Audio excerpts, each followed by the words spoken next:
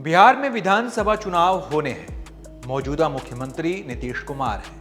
नवंबर 2005 में इन्होंने जनता को जंगल राज का भय दिखाकर, सुशासन का सपना दिखाकर सत्ता संभाली थी। तब से लेकर आज तक उनके सितारे गर्दिश में हैं। लेकिन पिछले कुछ समय से बिहार के सितारे गर्क में। जिस तरीके से गोलियों से बिहार छलनी हो रहा है, आम जनता तो छोड़िए सरेआम बड़े बड़े वीआईपी लोगों को गोली मारी जा रही है। सवाल उठ रहा है कि क्या फिर से बिहार जंगल राज की तरफ बढ़ रहा है।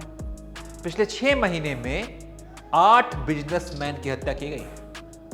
5 जुलाई 2025 से यानी कि कल गोपाल खेमका को गोली मारी गई।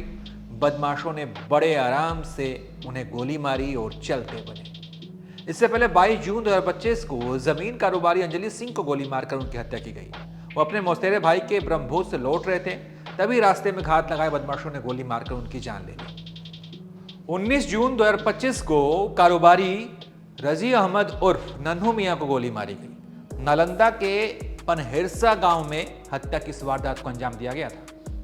उससे पहले मई 2025 में भागलपुर के किराना व्यापारी विनय गुप्ता को गोली मारी गई। मार्च 2025 में बड़े रियल एस्टेट कारोबारी रमेश चंद्रा को उनके ही ऑफिस के बाहर गोली मार दी गई।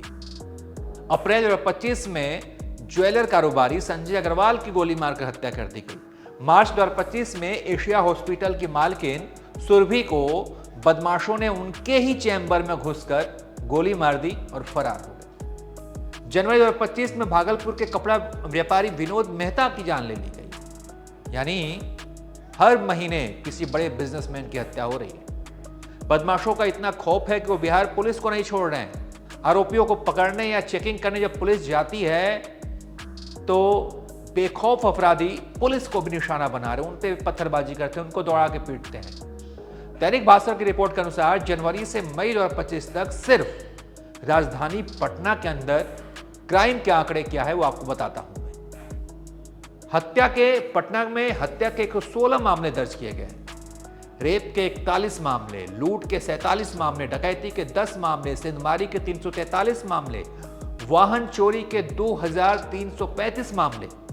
यह सिर्फ मई तक का आंकड़ा है, जनवरी से मई तक के बीच का, और सिर्फ पटना शहर की बात हो रही है।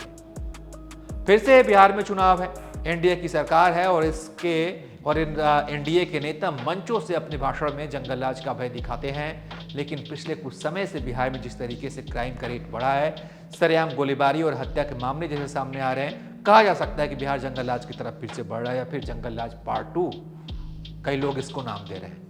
आप इस रिपोर्ट पर क्या सोचते हैं, अपनी राय दीजिए, कमेंट कर बताइए और देखते रहिए आप एबीपी लाइव।